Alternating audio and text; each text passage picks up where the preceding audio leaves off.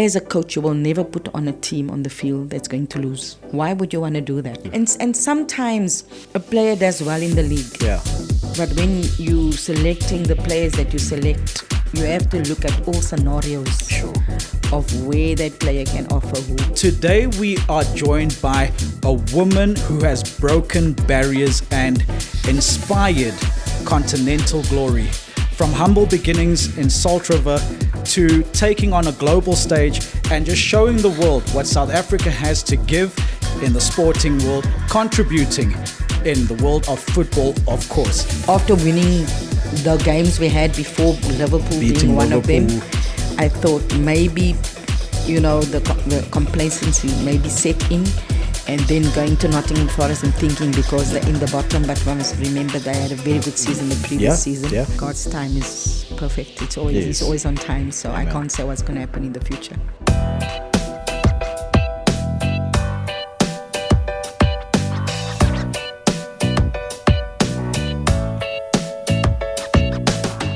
Ladies and gents, from Mzansi to the world, today we are joined by a woman who has broken barriers and inspired continental glory. From humble beginnings in Salt River to taking on a global stage and just showing the world what South Africa has to give in the sporting world, contributing in the world of football, of course. I'm talking about none other than the legendary Desiree Ellis. Desiree, thank you so much for making the time to be a coach. It is such an honor. And for everybody watching and listening, well, strap in, buckle up, and get ready for us to ignite your light so you can keep it burning bright with us here on EXC-i8. Coach, I think it must have been about a year or two ago, I heard you on an interview on Anele in the club. And never in my wildest dreams did I think, fast forward a year or two later, and I'll be sitting opposite you having a chat. Like, I'm so nervous. I don't even know how to start this interview. Terence, thanks for having me. I think we all have a start where we start. And I think through what talents we have, we try and achieve things and try and, create opportunities for others through that. And I think your space you're in, I probably would not be in that space.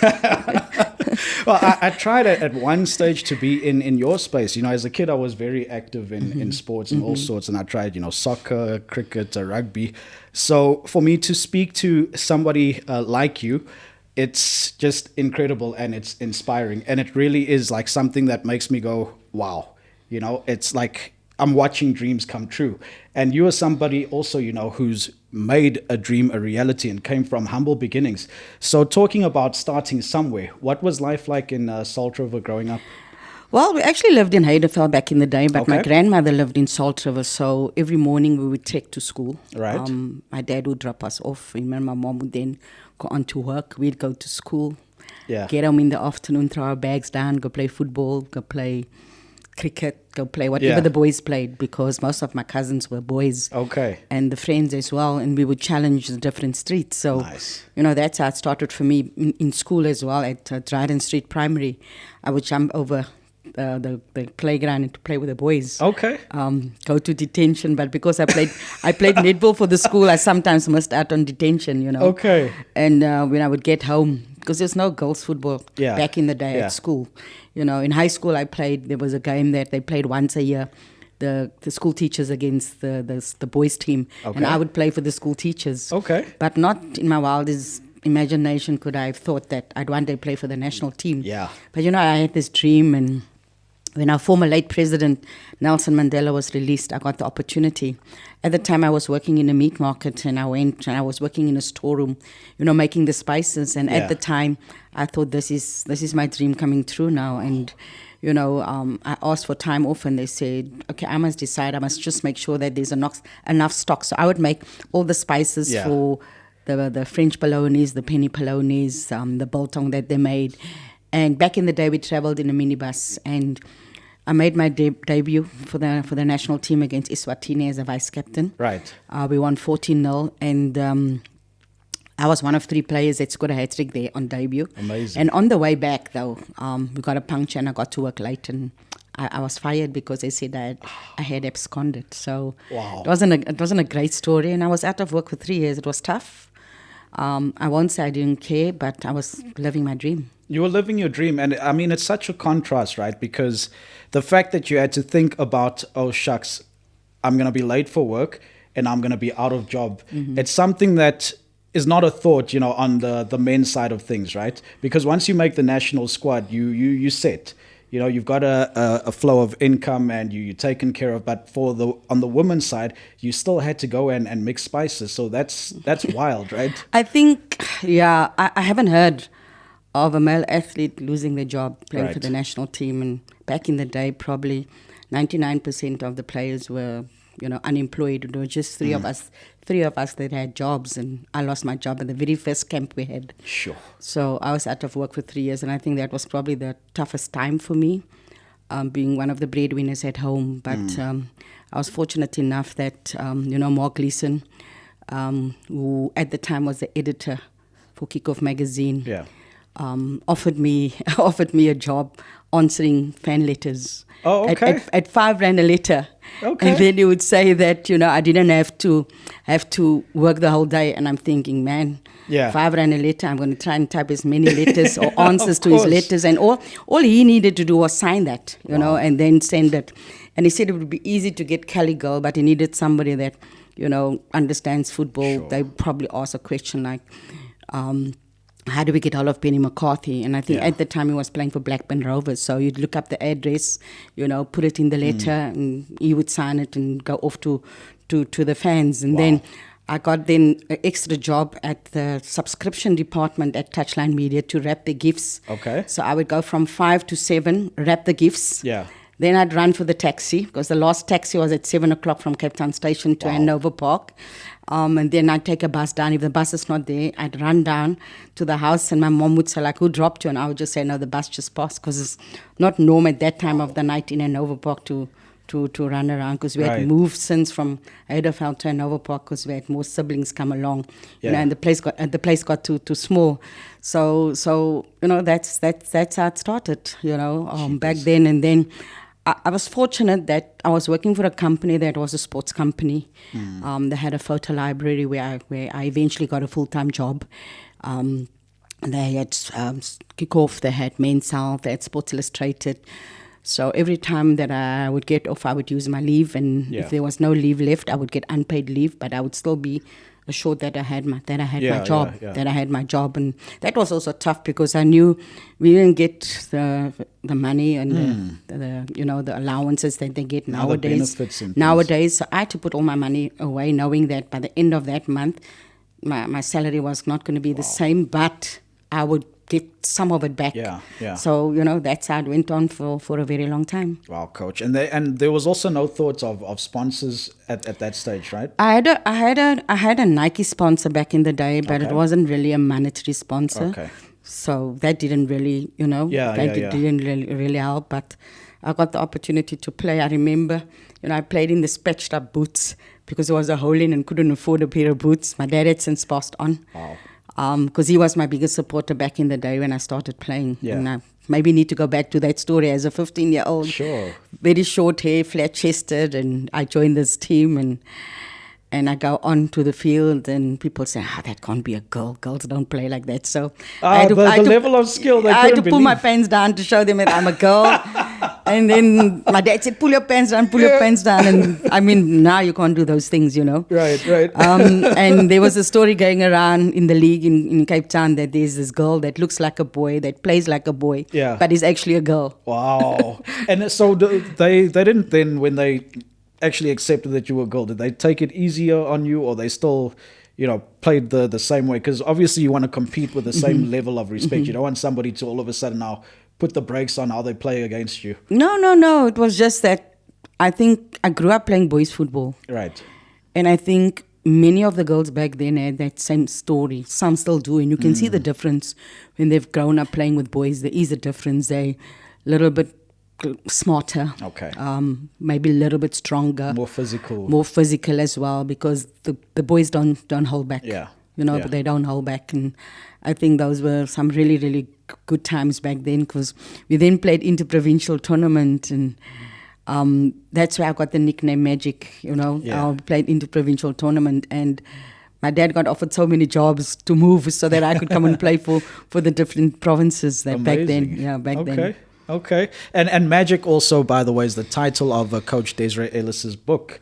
Did you write the book, or did you have some... I had somebody write the book, Luke Alfred, but I'm obviously a co-author. I didn't write it, so it was just... it's not about autobiography. Okay. I think it's more a story of where I started and where I am, and telling that little girl out there that nothing is impossible. Yeah. That it doesn't matter where you come from. It doesn't matter the challenges that you face. It's telling that girl, if I can, then you can. Yeah. And with such, a fascinating upbringing and all these different challenges, right? A book like that definitely serves a purpose. And often today, you see it's become quite a normal trend that a book develops into a movie. Is that something that you would consider? Well, I do have a management agency. They actually came up with the idea of a book. Okay. It happened very quickly. We were sitting November getting all the things together, and then it came out just before the 2023 World Cup. Yeah. Around about May, so the book came out at that time. So it's been really interesting. I do events, and I also take some of the books with me, give it away as gifts. Sometimes the organization will buy a couple of books because they have a lot of females and so forth. Because I think it's important that we tell our story. I think we don't tell enough stories. Yeah. Because kids always think that they can't, where they are, or the chance has passed them by, or it's never going to happen for them. So it's just a story to say that, no matter what, grab the opportunity. I was fortunate. I had my father was my biggest supporter and probably my biggest critic as well. But he used to take me, if I needed to go to training, he would take me to training. If I needed to, get dropped off somewhere, he would drop me. When I had a full-time job, I worked at, back then in the days, OK Bazaars. Okay. We wore the red outfits. Yeah. He would pick us up in the evening and so forth. We would get taken to work. So when he passed on, it was like, poof, now we don't have a license, we have a car. Sure. We have to take a taxi wherever we go. But that's how you adapt in life, you know. Yeah. Things happen and you have to adapt otherwise. And playing playing for the national team and then still working a day job, right?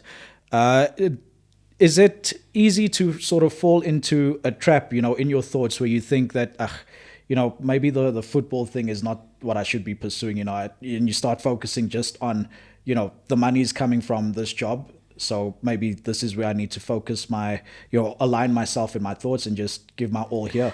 That was never the thought. Okay. I felt I could do both. I had an agreement with them at work, that I would work during my lunch hour and then leave an hour earlier, go train at the field, and then from there go home. Yes. So I would do that every single day. Do that, and then until the opportunity came where I became an ambassador for the 2010 FIFA World Cup, and that was a full-time job. Okay. Because the minister would just call and say, listen, we're going here, can you go? And having a full-time job was not possible. So I had to give that up, in 2007. I had to give that up, and then when the World Cup was over, I had to also think, do I go back into corporate? Right. Because do I do what I do? And I worked with an organization called Stars in the Eyes that did community coaching that was sponsored by the Dutch embassy. It was a football program, but they took someone in the community that had good standing that was already working with kids and tried to give them life skills in football. Yeah. Even I had a group of coaches go over to the Netherlands and sort of link them up with clubs, but also towns, link them up so they could able to, offer expertise and offer resources and stuff like that. Yeah. So that's what I did.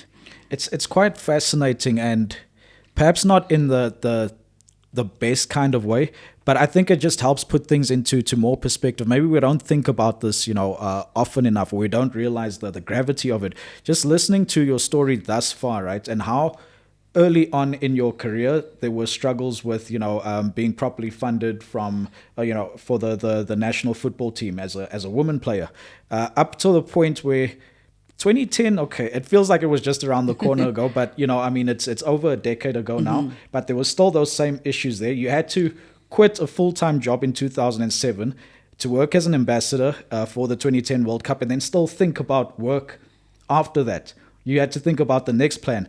And up until this day, you can correct me if I'm wrong, there's still, women in the national football team with jobs, or yes, that's true. You have two professional clubs, or three, shall I say. I'm not sure how Royal AM fits in now that the men's club is no longer there, but you have Mamelodi Sundowns and you have TS Galaxy. Then you have university teams, and they are probably have a little bit more resources than your normal community club. Then you have clubs whose players have day jobs, so they're training. So they train in the evening.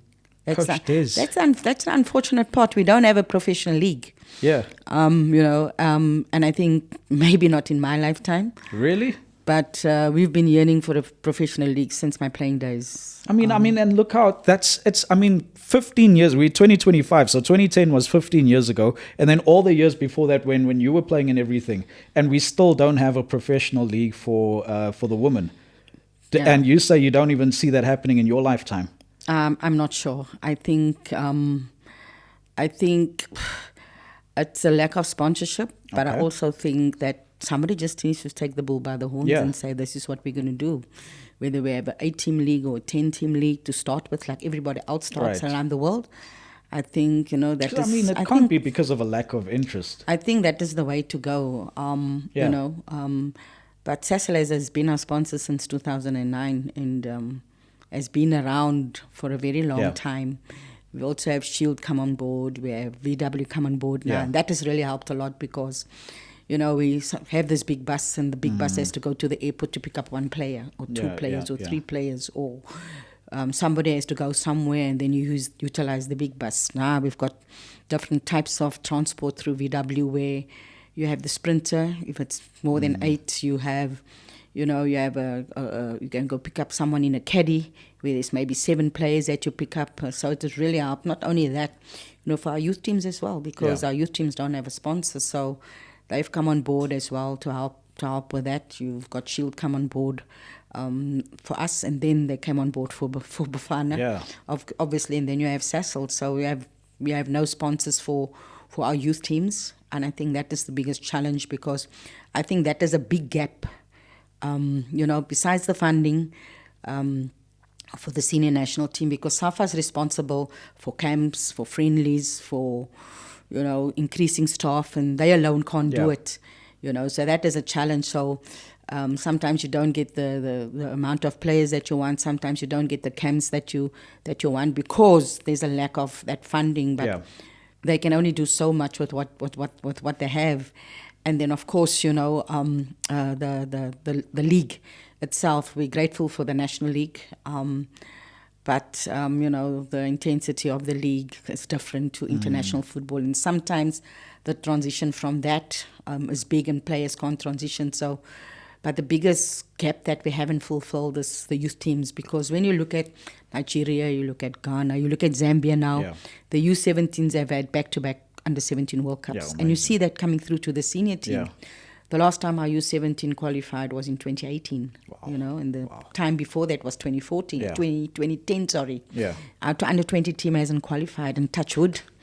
Maybe they do it this time around, because the experience that you get at playing those global events, our players miss out on that. Right. And that's why we don't have that, players coming through with a lot of experience. You look at the Nigerians, a lot of their players come through the youth system, has played at U17, U20 World Cups, now playing at senior World Cups. Sure. And they have a lot more players playing abroad in good clubs, know, and that has really helped, with the players that play abroad. It happened during COVID. We had all these players go abroad, and then COVID happened, and I was chatting to a Nigerian journalist, Samuel, and I said, what makes you different to us? And he says, our players have gone abroad and they've come back with that experience. And they've had a lot of players go abroad. And I always thought, I wonder what impact that will have in our team. Because look at the results you already are able to do with the team, with those disadvantages in place. Can you imagine what we could do? I mean, we then we had this Aisha Buhari Cup come out of the blue in Nigeria. And now we hadn't seen our players for a year because of COVID, and here they're coming back. And the impact they had was amazing. It was amazing. Even though they hadn't been with the team for the year, they had probably played with and against these players sometime in their lives before they went abroad and played with the national team. And the impact they had, it was shown in that Aisha Buhari Cup that our players that play internationally, we had players play in Italy, in Atletico Madrid, like really good clubs. I mean, Rafiq Chani, I think back in the day played at AC Milan. Tembi played at Atletico Madrid back in the day, so we had players played good clubs. Linda, who nobody think is physical, but played probably in the most physical league, Sweden.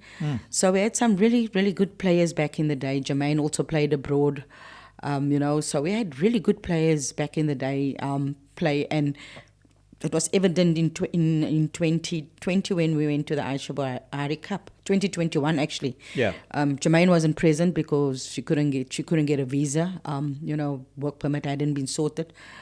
So we didn't have all our players back, but the ones that we had back surely made a huge impact in the national team. Amazing. And I'm just, thinking about like what a tough journey it is actually, playing in the women's football team with everything happening outside of the pitch, to still go on and produce the results that you ladies have been able to do, and of course under your leadership and your mentorship.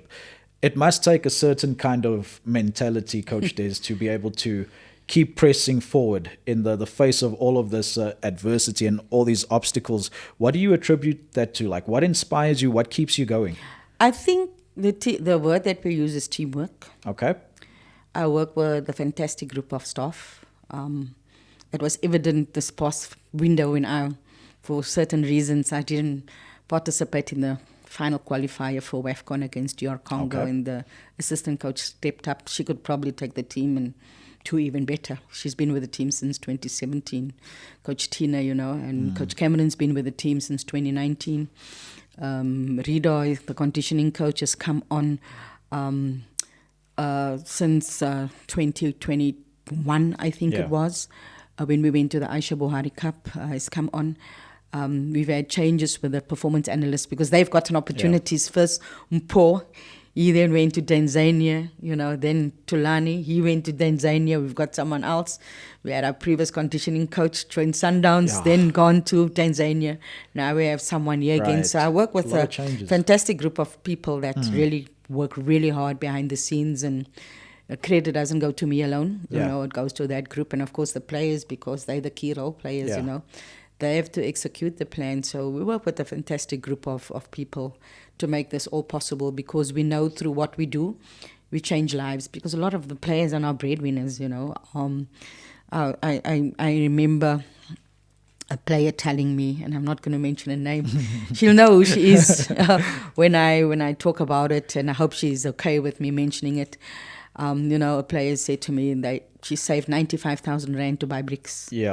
To be able to continue building. I mean, I had a lump in my throat to think that is what she's gotten out of football. And I think over the last 2 years, or since 2022, when we won the WAFCON, things have changed a bit. Going to the World Cup, players got a huge amount of money, and a lot of them have really gone out and built on at home or build houses at home, because that is what our female players do. Right. They do that and go out. And back in the day, like I said, unemployed. Now we have 99% of the players that have not 1 degree, not 2 degrees, 3 degrees. Wow. Even the ones playing abroad. I mean, if you look at it, Jermaine's got a degree. Hilda's qualified. Linda's the only one that went straight from school to go play professional football, but I think she's sorted for life. Tembi was studying at UWC. Bongeka just finished her studies last year and joined the team. Amu finished the studies at the end of the year and joined the team. So, they make sure that there's life after football, make sure that there's life after football so that you can step into another sphere.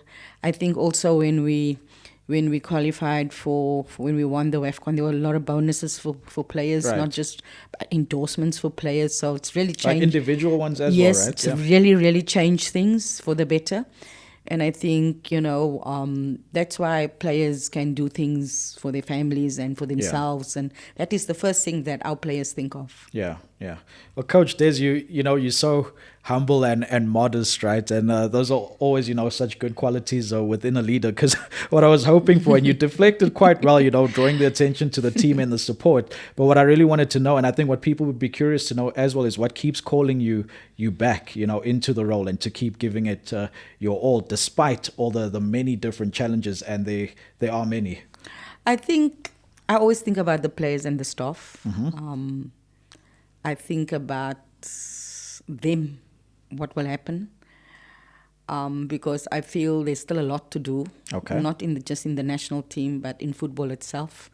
There's a lot of work to be done. It's growing, but it can be better. Yeah. It's not where we want to be, but it's a step in the right direction, and we must continuously push, fight for that. If we don't, then the next generation to come, are going to go through the same struggles that Absolutely. all of us have gone through. Back in the day, you could say we played for fun, because we didn't get enough out of football to be able to do something about it. But our fights then became better for the next. I remember when we went to WAFCON in 2022, Amanda Dlamini said to me, "Coach, this is personal." And I understood where she's coming from, because it was about not just us, it was about those players that came close before. Yeah. Because we'd been to the final 5 times. Yeah. Those players that came close before, those coaches that had put in the work before. Because Banyana didn't start when I came. I think we forget about, the first coach that took us to a global event. It was Coach Joseph Mkonza that took us to London 2012, the first big global event. Coach Vera came along, took the team to Rio 2016. And it's like you build a house. It doesn't start just, and if the foundations are not good, then everything collapses. Right. So they've laid the foundations for us. And whoever comes after also has a fantastic foundation to be able to elevate the team even further. Yes. Because I think when we look at it, I think for everything that we've been through, that we've gone through, the challenges that we faced, I think we overachieved, for a lack of a better word, because can you imagine if we had a professional league where we would be when players now don't have to worry about having a day job but can concentrate on football 100% and earn a good salary out of that. Can you imagine where we would be then? Because there'd be more opportunities for the next generation to come. 100%. I really think that we'd be an unstoppable force, because look at the quality we're able to produce, and that's not playing football full time. Mm-hmm. Sure. You look at most of the countries we play against. USA have a full-time league. Sweden players play at Barcelona and all over. The Netherlands, you look at their players playing at Barcelona, at Arsenal, Bayern Munich, etc. You look at all the countries. Italy's now gone fully professional as well.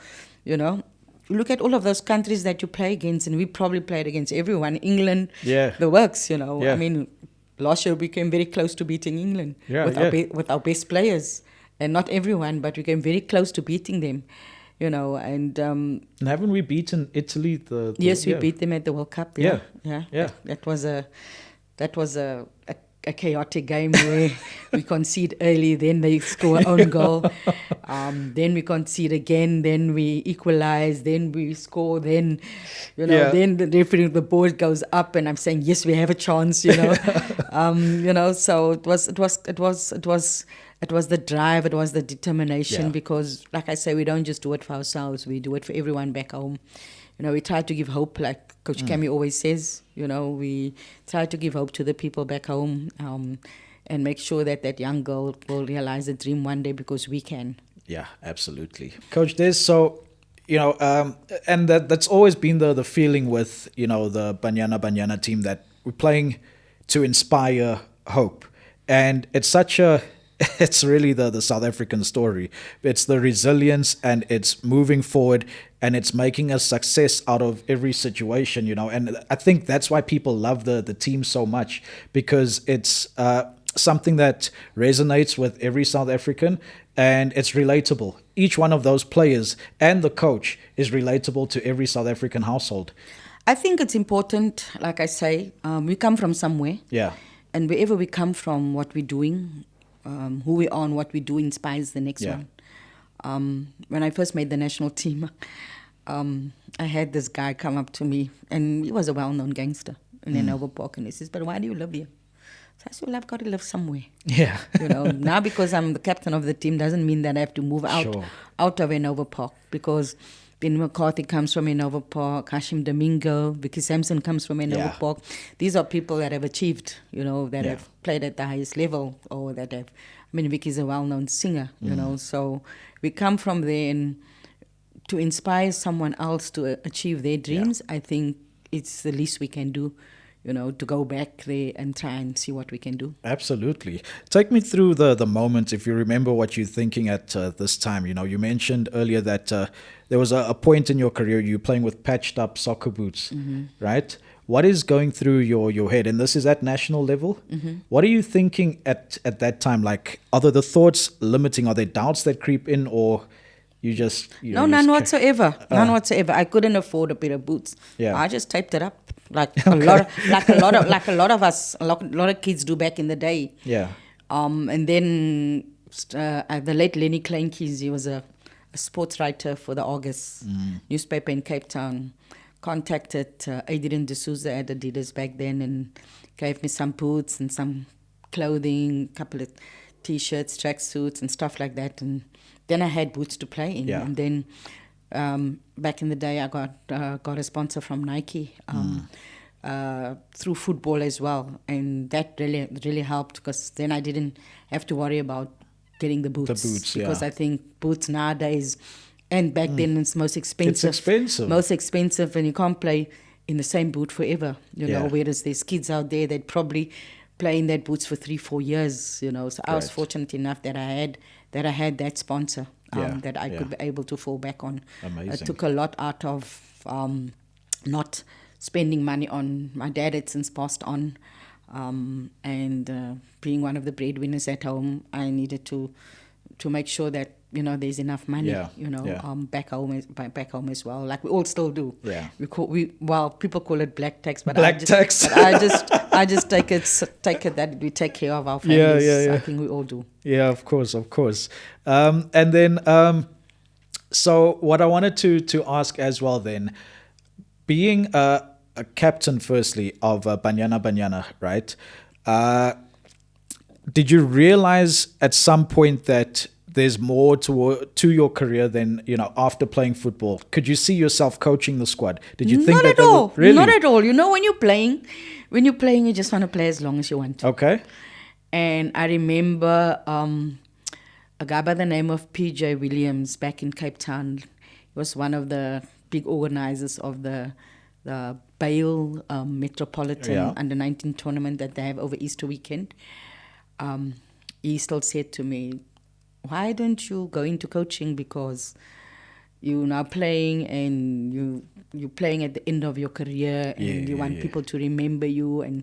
But the club I was playing for, Spurs Ladies, was struggling with players, and Sarami was the technical director of SAFA at the time. He also said, pushed me in that direction. And I remember friends sending me home from a camp in 1998 when I got injured to do a SAFA introductory course out in UWC with Oskrita, who was the technical director back in the day of SAFA. And I then started with a KNVB.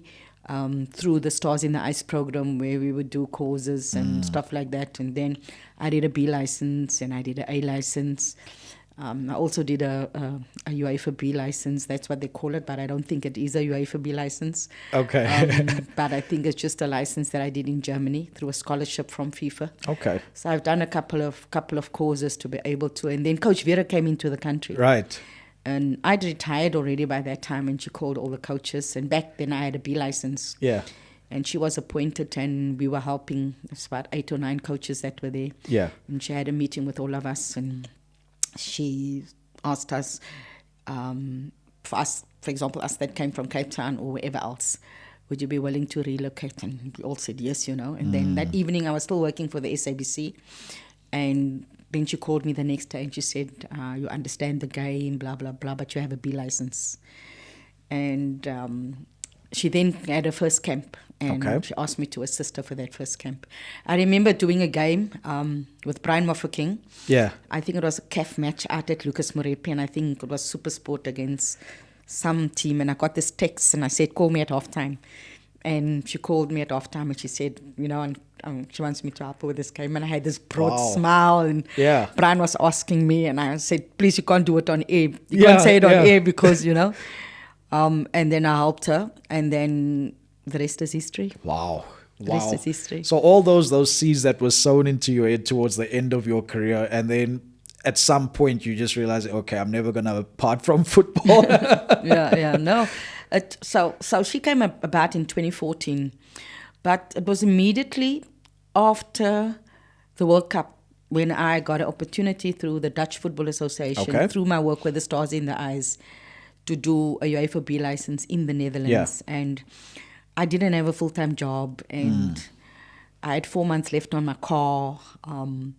I also had a bond that I'd already gone to the bank to make an arrangement to say, listen, I don't have a full-time job. Can I make an arrangement? So I was paying a quarter of that bond every month. Sure. So I had to make a decision that for 4 months, I was not going to get an income. I have a bond to pay, and I already on an arrangement. I had to make a decision and say, thank you, Stars in the Eyes, but I'm not able to do this UEFA B license. So I never got around to doing it. And I would not have paid a cent for it. And nowadays it's such a lot of money to go do a UEFA B license. But like I say, didn't turn out badly. No, not at all. I think sometimes you make those sacrifices back in the day, and you don't realize that there's a little bit of success through the sacrifices that you make. Sure. Well, in the cases like this where it works out, right? But it's still quite a little bit of a sad thought, to think that you'd have to give that up because, you just simply can't afford to be away from work. You've got a life, you've got bonds to pay and car installments to pay and a family to take care of, being a breadwinner at home. So it's quite tough, man. And it's so... It really does. Like, it bothers me a lot that for so many years it's been like this. A lot of us, keep that story to ourselves. And I think people need to know that we also come from a community. We also have disadvantages like they do. Yeah. We also do things that they do because, it's not the norm for me to come out and say, but I'm speaking because I want people to understand that I went through a lot of challenges as well, but it didn't hold me back. When we got dropped from the national team, a lot of the players just almost, for a lack of a better word, went into depression and didn't know what to do. And some were left in the team, and I said, you just carry on. Yeah. I didn't go hide somewhere. I stayed involved with my club. I stayed involved in the game. Because I love the game and I stayed involved in that, and through that probably got this opportunity, because if I had just given up, at that time, I probably wouldn't have gotten this opportunity. I don't think there's nobody better for that job than you, Coach Des. And, because you're somebody who played in the system and you understand, you relate to those girls and what they're going through. So you'd be able to connect with them and keep them motivated, right? And, seeing them coming back, and being in the state of depression, wondering what's next? How do we carry on now? It takes a certain kind of individual to be able to bring that up. Any other coach who maybe didn't have the upbringing or didn't play could have just been like, be a big girl, sort yourself out, but there's a relationship. I've always had connection with players, because back in the day when I was playing, before a camp comes up, we would connect and contact each other and say, listen, let's be as fit as we can when we come to camp. So,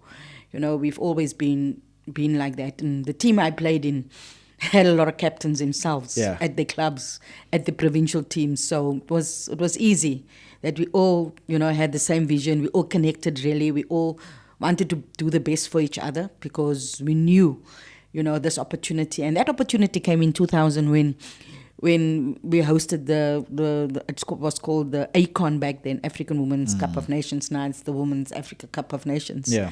When we hosted it in South Africa, and we said, here's an opportunity for us to market ourselves. Here's an opportunity for us to market the game. And I remember Vosloorus was packed out. People were on the pylons and, on the roof of the stadium watching the games. And I think that was a big turnaround for women's football. Yeah. Sanlam came on board, sponsored the competition, sponsored the league.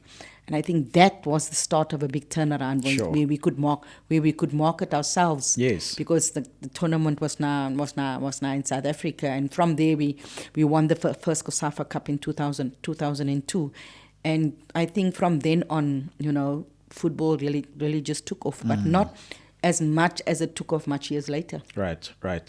Sure. It's I'm getting more and more inspired as this interview goes on, because it's unbelievable the amount of adversity you've had to face as a squad, and to be able to still make such big strides going forward and take shine a light on women's football. Right, the squad has become a national icon and national heroes. Yeah, and there's a legacy that has been built and formed. And like you were explaining earlier, there were those before you laid the foundation. You guys are now built and elevated. So once your spell is done, maybe the stage will be perfectly set then for it to just catapult to the next level. And I see that happening. But I'm a little bit perplexed that, you feel that it might still be some while to go before we have a proper professional league for the women to play in here. I think so. I don't think we 100% ready. I think a lot of workshops needs to be done. And I know that has been done. How to become a media officer, how to become an administrator. I know Hollywood Bets had a forward zone come and do those presentations on how to do those things, but it needs to be done on a regular basis. Yeah. Because even though you play in this league, you travel, so it's preparing you for the next stage. Right.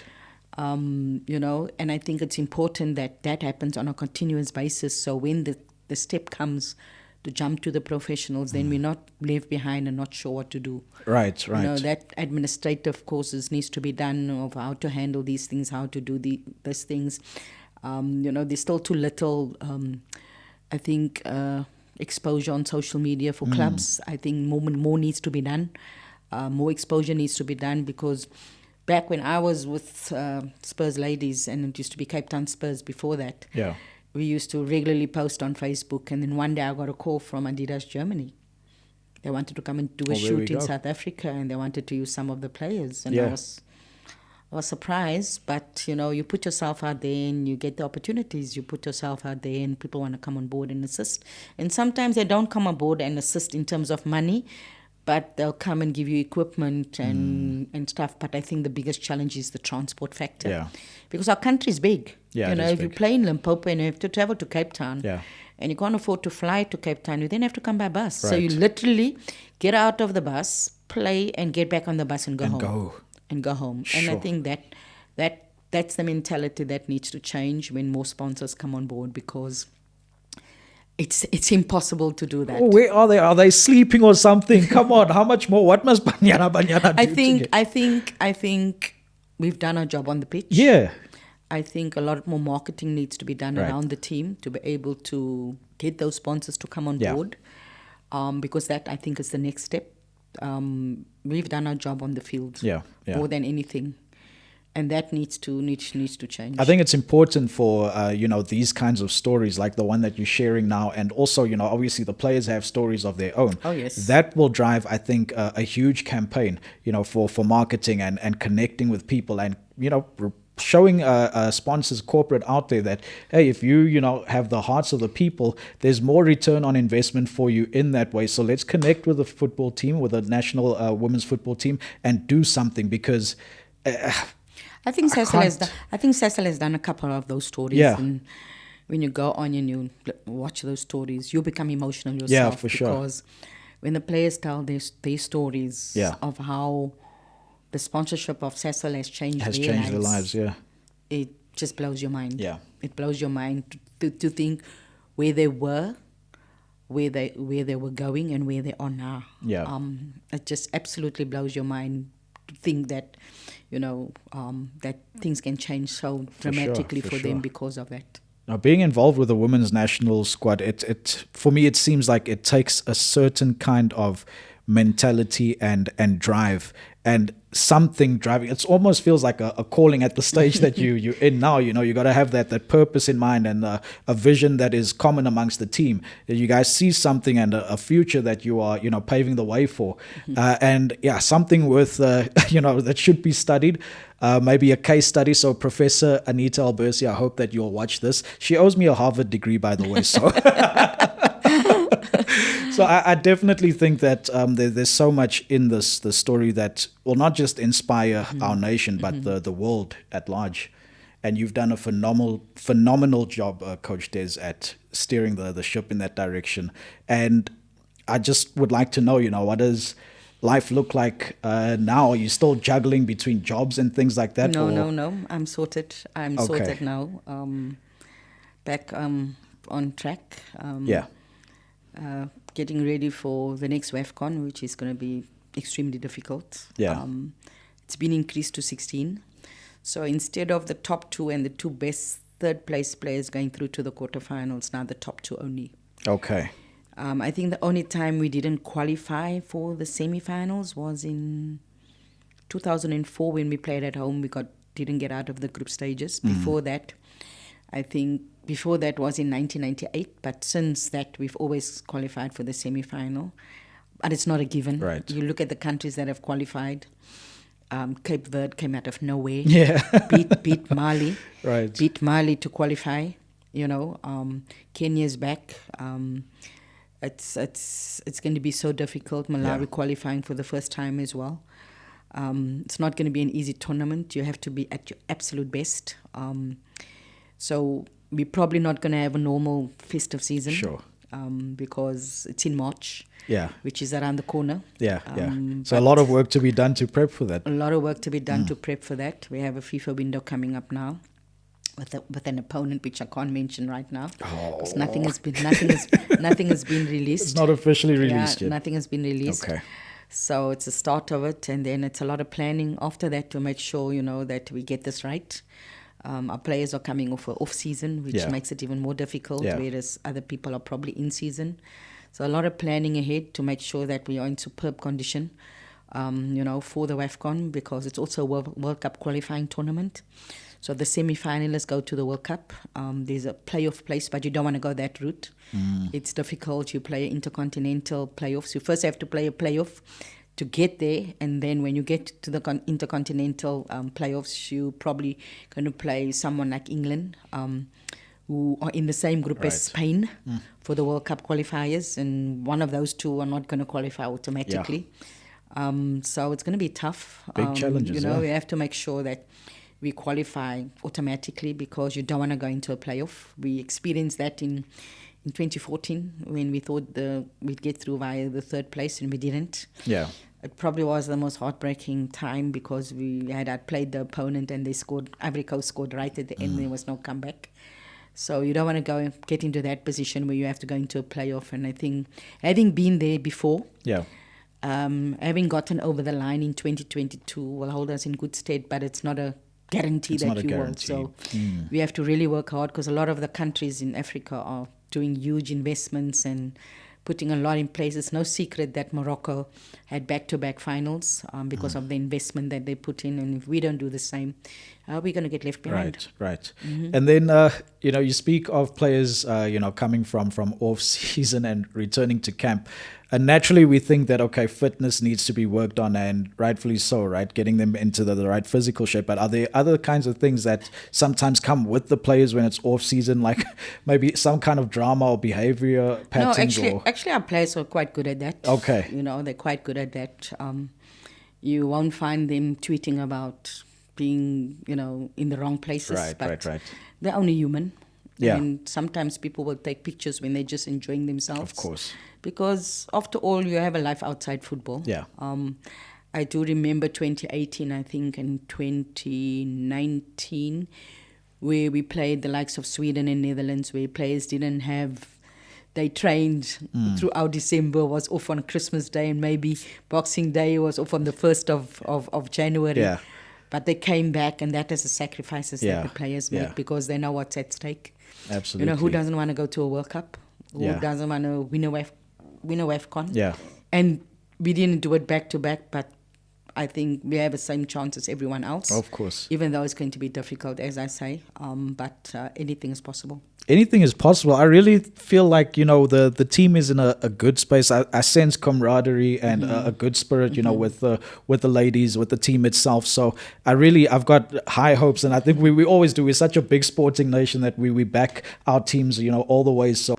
And I tried to set up a meeting with Rassi. Yes. Before we went to WAFCON, but unfortunately I could not. Oh, man. Hopefully I can still set up a meeting and just pull his brain of how he does things, but they're just on another level at the moment. They are. And do you think there could be some sort of tactical insights or things? I mean, it's two contrasting it's two different sports, but I think there's certain things that you can probably take out of it, of how he does things and so forth. I will take that out of it. I think they have a lot more camps than us, of course. Right. They have these alignment camps where they're just together for a weekend, where everybody's on, together. You see the guys on the bench, the team is winning, they going crazy on the bench, jumping around and that, I think you see that's really a team that's connected. That's really a team where he made 11 changes. Yeah. And you've got to have faith in each and every player. Right. When you put a player on the pitch, you know why you put the player on the pitch. You have faith in that player. And then they've got to produce the goods. Yeah.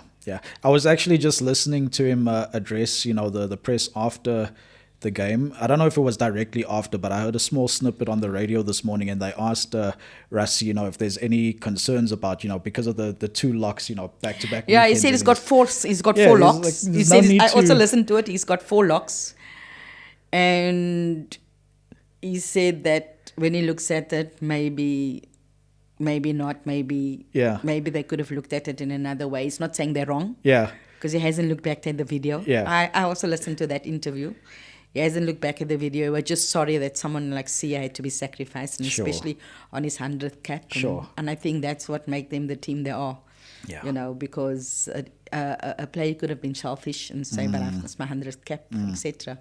But that's what makes them the team that they are, and I think it's a connection they have, and that's really important. So much belief in one another, hey? Yes, like that's true. You pointed out as well. For him to just say, "Oh, we've still got 4 locks. We don't need to call up anymore." Like that is true. incredible. But you see, he's built a group of players, and they all play professionally. So he's built this group of players. He brings in a player that's just out of the under 20 ranks, Paulton, and he just plays him. He brings in Sasha and he says, I could probably play Pollard, I could probably play Mani, but I want to put him in that hostile environment so that he can also grow and develop. They play a lot of games. Unfortunately, we don't have that opportunity where we have so many games. We have FIFA windows and we bound by that windows where clubs can refuse to release players, and it's 5 windows for the year. I mean, Rassi them has played how many rugby matches over this year now? It's been a lot. It's been a lot. So, maybe we need to make use of the smaller weekends and stuff like that, where we just bring players together and have a postparade, like you call it. Right. We're all on the same page, because that's what happened in 2022 when we sat down with the players, and we've learned lessons from previously when we said, maybe not all of you are going to make it, but we need to be together, we need to be connected, we need to have the same vision. And I remember Jermaine saying, we want to win it, and I said, but we first have to qualify for the World Cup. And she says, but if we win it, we qualify for the World Cup. Janine said, we have a lot of experience. I remember saying, experience can be there, but if it doesn't add value, then it's not experience anymore, and maybe 1 or 2 of you don't make it, and some will play, some won't play. And I think we were really connected. When Tembi got injured, I think first Jermaine got injured in that game, then Tembi got injured, and she knew it was big, but she was there to support, put this amazing message in the group, and we said we'll try our best to qualify for the World Cup so she has another chance. And, we had COVID in camp and we had the small squad training, but it was probably the best training session. Yeah. And then we had this tough quarterfinal against Tunisia where some players back from COVID, because if you share, obviously, and one person tests positive, then the other one has to isolate as well. So we had players come back from that, obviously not trained with the team for a while. So that was a tough quarterfinal to get through. But it was all about qualifying for the World Cup first. And then we had the tough semi-final against Zambia. And, of course, then the game against Morocco when we played them. Yeah. And that was just crazy because all of a sudden we were shifted. We weren't training at the same venue. We went to a field where there's no markings on the field. The water things came up and, we went there, and then our president took charge, Dr. Jordan, and he got us back to where we were training. But we also had to be careful because there were so many people, eyes around. All of a sudden there's so many security people. But I think we were so focused, we probably were never going to lose that match. Wow. Against Morocco. Yeah. No, that is incredible. Well, Coach, there's it seems like there's always something, happening, to try and disrupt the flow of the team, right? And it makes me wonder, what is probably one of the most challenging circumstances you've had to face as a team, or you as a coach? I think there's quite a lot. Some we are innovative about. I think the lack of probably enough players and camps. Okay. If we had more players in camp, we'd have a look at more players. And I think, as I said, we're bound by the FIFA windows. Right. But if we could have those extra camps where we maybe just... there's no league football at the moment. We probably just have a 5-day camp, or we have a weekend camp. Yeah. Where we could do some testing and send players back and try and help them. Have interactions with the coaches. I think that's going to be key as well, because they're going to have to help us. I think that's going to be very important. They're going to have to help us and make sure that we get players to a certain condition. But players themselves also have to make that sacrifices to say, what can I do? For when I get called up, am I going to be ready? How big is this WAFCON? So that's going to be key. Trying to get some youth players coming through. Hopefully our under-20s can qualify for the World Cup, and that will really help. And with there being an under-17 World Cup every year in Morocco for women, it's important that we qualify and that we try and qualify every year. We missed out on the first edition, and there's going to be one in the next 4 years. So it's important that we get that ready and going and make sure we qualify, because that experience will really, really help us. Getting a professional league to make sure that the intensity in the league also improves, so that the transition from league to international football can be better. And that will help. That will help a lot. Is there any involvement from you in the younger squads, like the under-17s? Because you speak of the importance of us qualifying for those World Cups. I do have interactions with the coaches. Yes. In February, we called up a very young squad. Okay. Just to give them a taste of international football, and we had 7 of the under-17 players that came to that camp. We also had a couple of under-20 players and a couple of players on the fringes of the national team that came to that camp. Yeah. And we played 2 matches, and they got that little bit of experience. So one player, Bonolo, is currently in our senior squad, from that squad, as well as the goalkeeper Casey, who's part of our senior squad on a regular basis. So, but we need more players coming through. We need more players to really step up and come through. To make sure that, back in the day, I think Sibolele and Karabu went to the 2018 Under-17 World Cup, and 6 months later, they were playing in the Senior World Cup. So we need that type of step-ups. Before that, it was Linda and Tembi coming from the High Performance Center straight into the national team.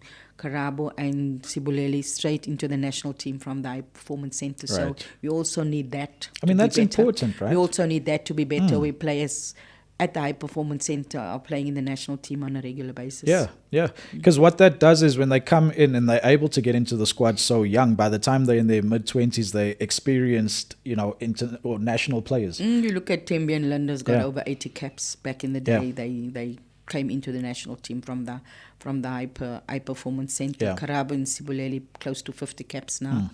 Back in the day they were in matric. Yeah. They were in matric. So hopefully we can get players to come through. For sure.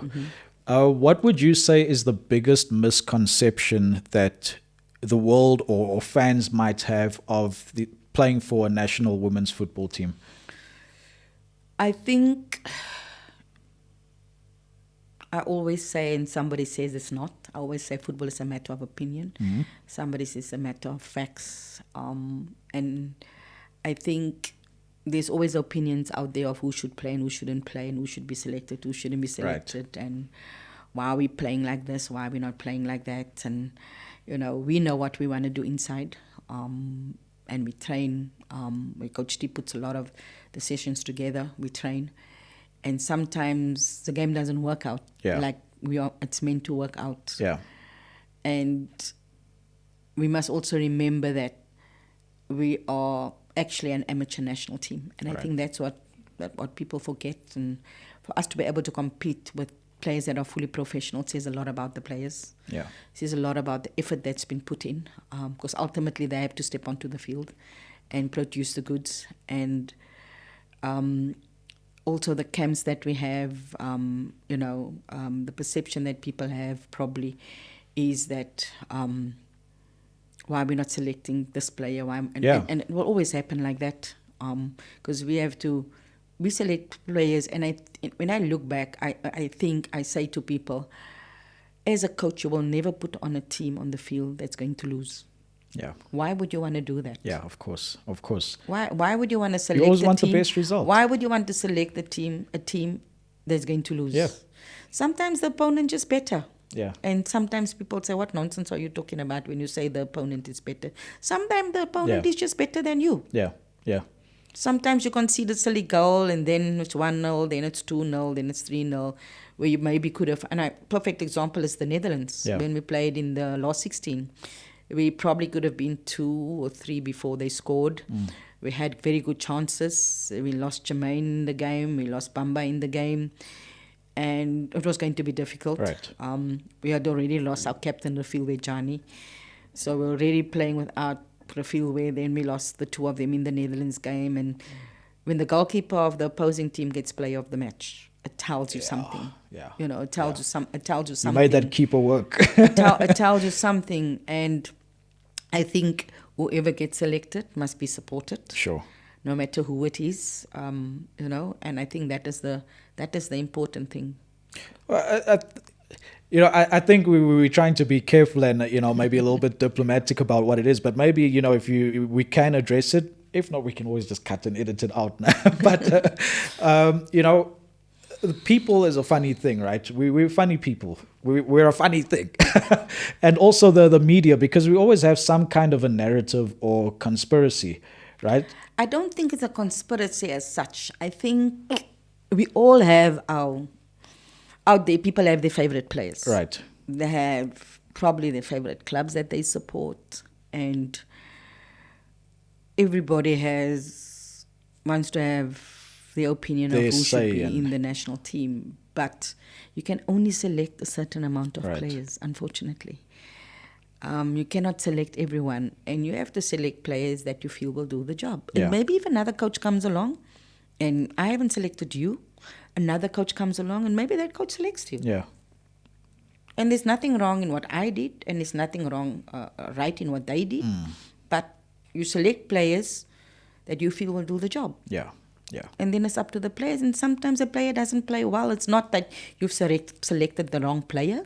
Oh, we get so emotional because there can be a lot of circumstances. Yeah. Nervousness, your first cap, trying to do too much, etc. Trying to prove why you're there, all of those things. Right. Instead of just, letting the game go and playing the game. Yeah.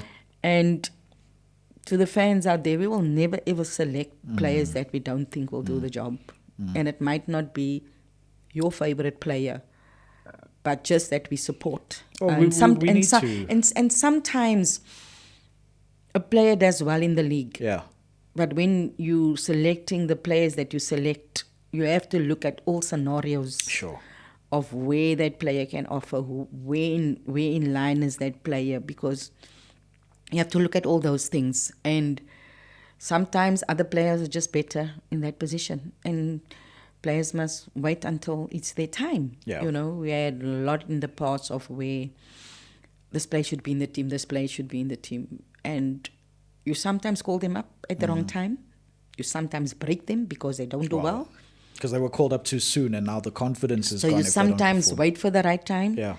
And for most out there, it needs to happen now. This Sure. player must play now. And sometimes when you don't select players and they play at their clubs and they don't do well, then people say, yeah, now we know why they're not selected because of that. But players' form is up and down. Yeah. You know, today you can be on top form, tomorrow you can't be on top Yeah. form. Sometimes players sit on the bench and they don't play at all, you know, at their clubs. And sometimes through that, your hands are tied. Yeah. Yeah. You know, so it's a give and take with everything. I think there was a time that we selected Linda, and Linda hadn't played for 10 months at the club, and we couldn't understand why. You know, never had interactions with the coach, but I had interactions with Linda, and, you know, we felt that the training that Linda had in the US at the time, Linda came back and played, and Linda gave us 90 upon 90 upon 90, even though she hadn't played, you know, and the level probably abroad to what it is here is completely different. Yeah. Yeah. Because you see when the players come back from the clubs, you can see there's a difference in the level of the players, but it's not about overseas, it's not about local, because we're a team. Yeah. But you can see there is a little bit of a difference in terms of their fitness, in terms of, because they play at that intensity Yes. week in, week out, train at that intensity week in, week out. But then you have the more senior players that are on the same level because they know what it takes. So Right. everybody just Right. needs to step up. Yeah, and I think, you know, taking into consideration everything that you've explained and said, you know, it should help the fans gain some perspective. You know, yes, we can be emotional. You can never make them happy, unfortunately. We can't. Unfortunately, you can never make them Right. happy. You win, they say, yeah, but you should have won by so much. You get a tight result, they say, yeah, but you didn't play well. You know, all of those And things. there's always something. There's always and those. they always also bring race into it. Always those things. I think that's unfortunate, though. Yeah. That sometimes race gets brought into Yeah. it, because the way I grew up, it was never about color. Sure. You know, I have friends of all colors or races. Let me put it to you that way, and I don't treat them any different. Yeah. Because I grew up like that. If somebody says anything, I will correct them immediately. Yeah. And, you know, how can you say them or they? What do Yeah. you mean? What do you mean That by type that? of thing. Yeah. Because it's not about that. I think as South Africans, it's unfortunate that, you know, you say colored or black or whatever the case may be, because we all one. We all one. And when I select the best. I don't look at anything else. Yeah. I select the best, because at the end of the day, it's the national team. It's not my club. Yeah. And the national team belongs to the nation. Absolutely. So I have to always look at selecting the best, irrespective of who you are, where you come from, what your background is. I have to select the best. 100%, Coach Des, and we trust you. I trust you. You're doing a great job. So, yeah, just keep on. I mean, I'm sure sometimes it can be hard to block out the noise, you know, from the media or from the public, but you just got to keep, you know, trusting the process. But it shows the resilience we as South do. Africans have. Absolutely. I think that is one thing that we have in abundance, the resilience, the grit. You look at the rugby team. You know, I was the +1 supporter. I had this green ring for the +1 supporter. I think they did so well. So I think our South African sport is really... We're in a good place. In a good place. Yeah. I think it's really uniting people. You know, people are looking forward to our teams playing. You look at Bafana now as well. And I always said, give the coach time. Yeah. I was fortunate that I was with the team as an assistant coach, was a acting coach, became the head coach, and you could see what he was trying to build. I think the PSL is helping where that is concerned, because the players all play at a high level, and it's always got like for like, which is amazing. So I think our sport is in a No, really, we're in really a good strong space. place. We Yeah. really are. We really are.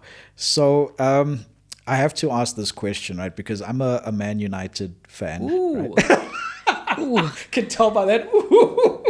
me too. Oh, okay, okay, okay. Yeah. So maybe we can help each other out, Coach Des. I was fortunate. I went to Old Trafford. Yeah. I won a competition on SuperSport, a text competition. Okay. I think the question was about, and the answer was Vinnie Jones, Roy Keane, or Dennis Wise. You can imagine what the answer, what it was about.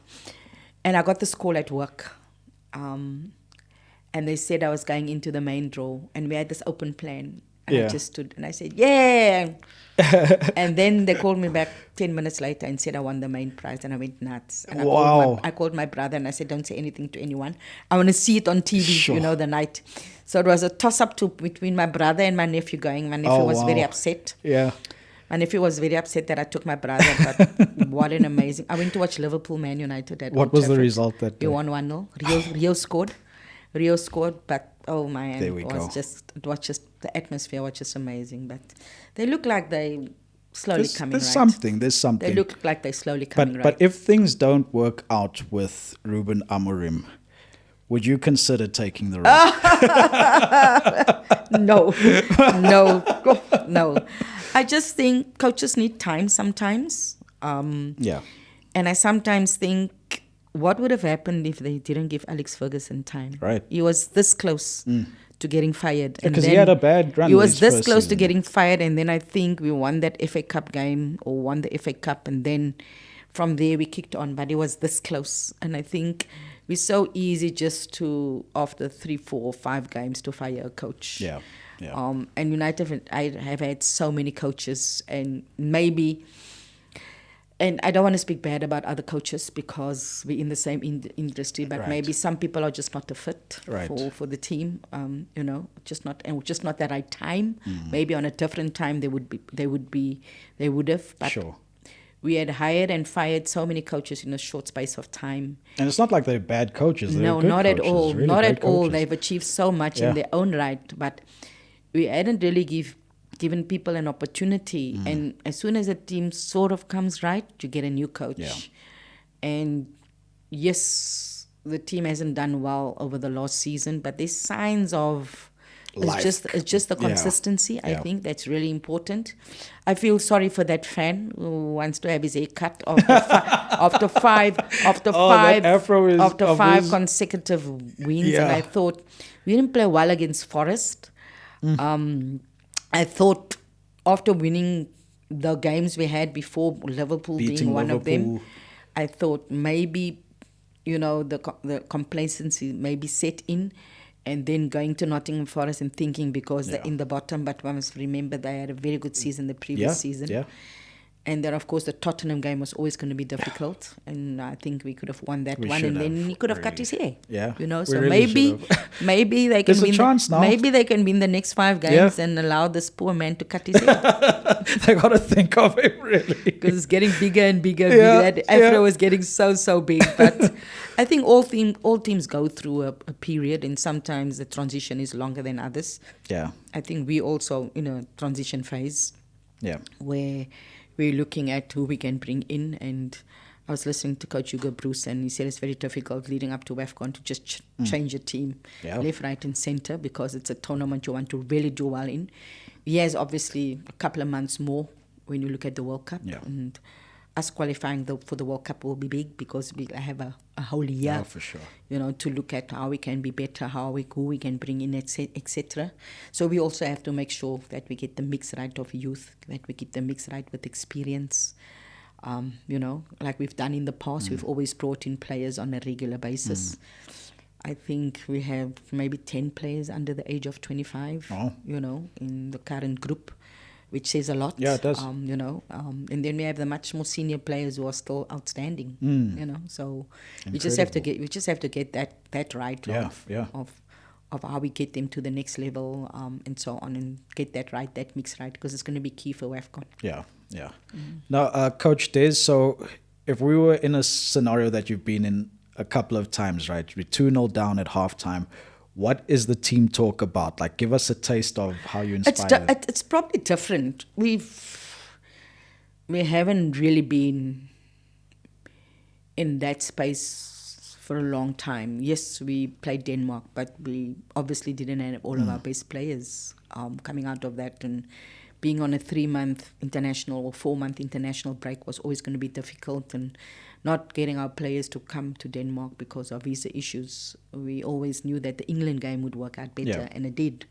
Going to Jamaica at the end of the November season for the last 2 years has been very difficult, because it's been a long season where there's Champions League, where players play Saturday, Wednesday. Yeah. With some players not available due to injury, some players are not available due to exams. So you have to take what you have. Yeah. So those results haven't really gone our way. Sometimes we've played well, sometimes we haven't played well. Sometimes decisions just hasn't gone our way. Yeah. And we just try and motivate. I will speak about certain things that I feel we've done well and we need to do better. And Coach T will also speak, Right. and then we'll also speak to individual players about that, because I get the information also from the analyst on top, where he gives me information on what he's seen, on what we can do better. And the players speak amongst themselves as well, Okay. how to do things. I'm not a person who's going to throw shoes around and rant and rave. Yeah. I'm not that type of person. The conditioning coach will come in, and also, so we all have a little say when we. There's a lot happens we in have that 15-minute break. So we have that little meeting where, Yeah. Coach T will maybe go to the 2 centre backs or the 2 midfielders or the 3 midfielders Sure. and call them together, and maybe say, this is how we want you to Okay. rotate, or this is what you want to do, etc. When we're leading, we do the same thing. Okay. We do the same thing. We don't think because we're leading that we can't give information. And that's what we try and do. Sometimes players will come and say, Coach, but this is happening, that is happening, Okay. on the field, etc. And we try and help, because players are also players that understand the game nowadays, that can actually help you as a coach as well, and say, Coach, I see this. How can you help me to do that? Or, Coach, I think we must do this. So we listen. Yeah. We listen, because when we talk about a team, we talk about a team. Yeah. Where they see something different to what we're seeing, and how can we put that 2 scenarios together to make it work. It definitely looks and sounds like the team is always working together to better the team, right? No, that is We can still amazing. do a lot more. Okay. I think we can still do a lot more. We can still be better. I think, including myself, including everyone else, we can still give so much more. And I think it's important that we really push this time around. Coach Des, in closing thoughts, right? And you probably go to so many schools giving speeches and things like that. What is the advice that, or one piece of advice that, you refer back to when delivering a message to young girls or women, and you're trying to inspire them? What piece of advice is that? I think we must always continue to believe and dream big, because you never know when it's going to happen. I think making the national team at the age of 30 says that I never gave up dreaming. I think you must always be ready when that opportunity comes. Yeah. And I say to other people out there, that know your worth and know your value. Yeah. I think that's important, especially in the domain that we're in the environment that we're in, which is male dominated. We always, as women, have to go the extraordinary mile to get the recognition. But if we keep pushing, it changes perception. Back in the day, people used to laugh at women's football. Guys would walk behind me as I'm on my way to training and say, we got nothing to do, let's go watch this game. And when they leave the field, their perceptions have changed. Right. And I think with the national team doing so well, because I think it's not the norm for girls to play football, and back in the day. And I think sometimes it's still like that. And I think what we've done has changed a lot of mindsets and perceptions. And now there's an opportunity to get bursaries, both local and abroad, Yeah. through your academic skills, through your football. So now you can get an education out of football, if anything else, because not everyone is going to make it out there. Right. So I say to the players, keep dreaming, keep believing, make sure that you put in the work, Make sure that when you play, it's as if it's your last game because you don't know who's watching. Yeah. And make sure that you continuously work on being better, because don't compare yourself to others. Yeah. Because you have to make sure that you get better each and every single day, because comparing yourself to someone else, you're not getting better. So work on yourself. Make sure that when you get the opportunity that you grab it with both hands, because it can change your circumstances and those around you, like That's it's right. changed for many That's right. others out there. Right? How do you handle all the criticism?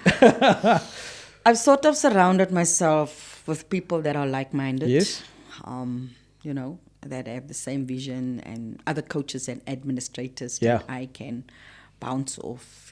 Fran Hilton-Smith, Nomsa Mashlangu, who used to be with women's football, is now at UJ, Ilam Groenewald, who I know from the days as a sports director at UWC, who's now at Stellenbosch University, who was on the board of rugby.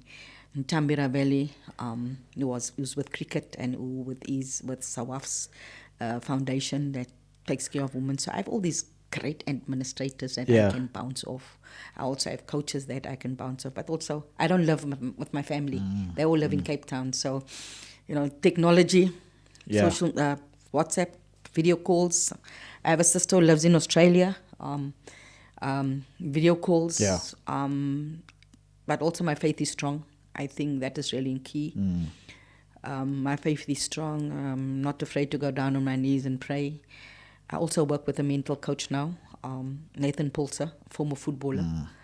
Helped me a lot during WAFCON to stay focused and all of that, because I think we probably all suffered from mental health, but we didn't know back in the day what it is.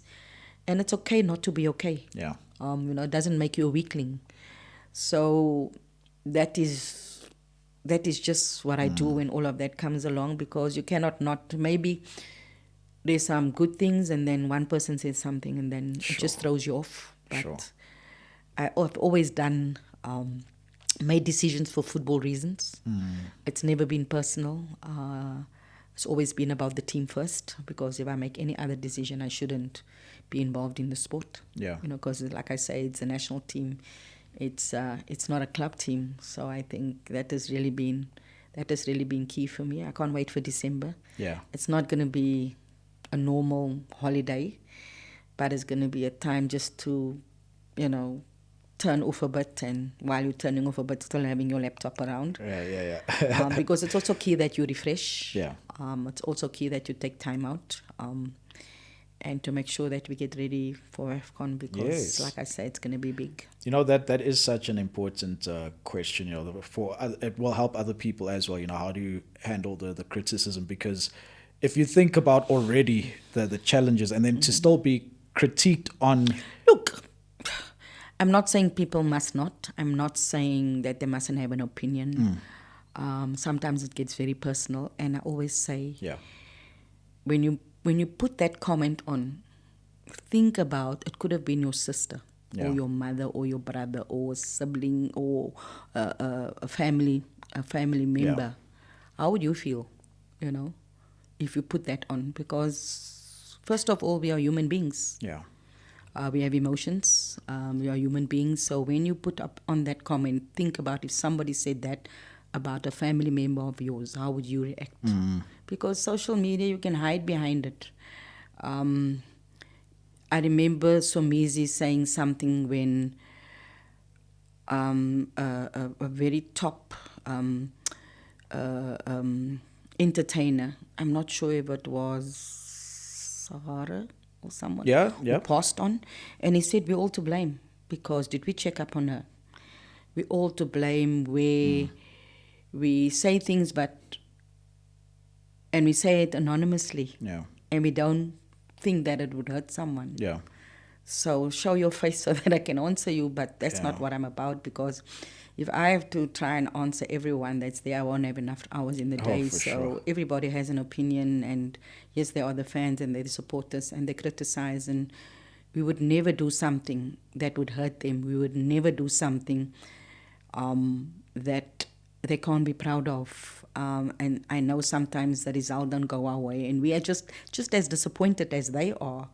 Especially during the World Cup, the Argentina game was probably a game where I felt more disappointed than the Sweden game, because Yeah. it's a game we should have won, and I felt for the fans because of the early time they got up to watch the game, Yeah. and the time they go and spend. So we feel for them, but there's 3 results: a win, a lose, and a draw. And someone who used to work at SAFA, when we didn't qualify for the Olympics, I think it was in 2019 when we were preparing, he said there's no team that has gone without losing a match. And sometimes it's that match that has such a huge significance that, you sit and you think for a whole week. Yeah. I was just lying in bed and thinking, what could I have done? What could Yeah. I have done better? But when I look back at the game, we probably could have won that game 10-0, but it just didn't go our way. Yeah. It was, we had chance after chance after chance, and then they won on a penalty shootout. It was a tough loss to take, to be honest. Yeah. It was a tough loss to take, but you've got to then look at that and the positives of what you can do better and how you can come back. And I think, winning the WAFCON probably was the biggest thing or the best thing that could have happened to this country in terms of showing that, yes, we can, but the consistency is now important. As I said, everybody is stepping up. But we will never do something that deliberately hurts the fans. Sure. And they must know that we value their support. We value them coming out to support us. And we will always try to do our best for them. And when you see the effort that we put in, the players are still creating chances in 90-plus minutes. It says that this is a team that will never quit. This is a team that will never give up. This is a team that will fight till the bitter end. And sometimes we get a good result, and sometimes we get a not-so-good result. Yeah. And, that is just the understanding that we've given everything that we could give this. This is a Banyana team that will put in a huge effort always, no matter the result. And that is what we want the fans to remember. Absolutely, Coach Des. And we definitely will and remember that now and always, as part of the legacy that Banyana Banyana has been building over the years. And just, on the topic of mindset and handling criticism, was there ever a point, you've shown such resilience, but has there ever been a point where you've been in a dark space and you thought like you don't know how you're going to recover from this? And was there someone there to pull you out? Or what got you through such a like patch? I say, I have a lot of people that I can talk to. I think the weirdest was probably just before the World Cup, when all of that things was happening and I wasn't sure what to do. And I called Coach Vera. And I spoke to her, and she said to me, the one question she said to me, it's difficult to explain, but you are contracted to the association. You unfortunately have a job to do. Wow. And if your players know you and believe in you, they would understand. I didn't even get a chance to explain to them. I only told them at the World Cup, and I could feel that some of them were very hurt that I didn't speak to them. But everything happened so quickly. I think when I was doing the interview before the game, it was strange. My answers were just like, yes, we have a team. Wow. Are you ready? Yes, we are. Yes, we will play. I think if Mazola had asked me a third question, I probably would have cried on air. Wow. It was so difficult that we didn't even know the players. And when I came back, I got into my car, went to my friend's place and just bawled my eyes out. Sure. I remember Coach Tino calling me. I become emotional now again. I remember Coach Tino calling me and asking me if I'm okay. And I said to her that I'm at Alton's place. And she said, okay, then you're okay. I just bawled my eyes out for an hour. That's all I did, because it's not something that I wanted to do, but it's something that I had to do because I was contracted. And I think I got a lot of flack for that, that I didn't stand with people. And there's a lot of fights that happen that people don't see, that I don't broadcast out there, because it's none of their business. If I go and I challenge this or I challenge that or I challenge that, it's not for me to go out there and broadcast all of those things. But it's like everyone else. You're in a job situation and you feel this is not going right. You go and you speak about it. You say that this is not the way it should be, that is the way it should be, etc. So those are the things that, because I'm never just going to allow things to be if I'm not happy. I'm going to stand up and I'm going to have my say, and whether it gets me into trouble or not, I will have those say, but it's not for the whole world to know.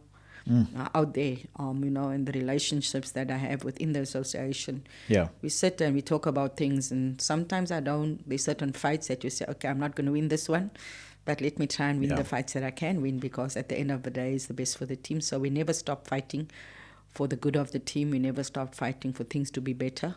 And it's a step, slowly, but it's a step, because not everything will be perfect all the time. Right, So right. that is the thing. That is the things we do. But that was probably the most difficult time, and I think during the World Cup was difficult as well, because all of that was there. And as I said to some people, nobody asked if I was okay, and I wasn't Right. okay. I wasn't okay. Yeah. And I then also got myself a mental coach that I work with on a regular basis now since WAFCON. We check in twice a month, with Nathan Pulser, and it's been really good. It's been really good, because I think, it's like I said, it's okay not to be okay. Yeah.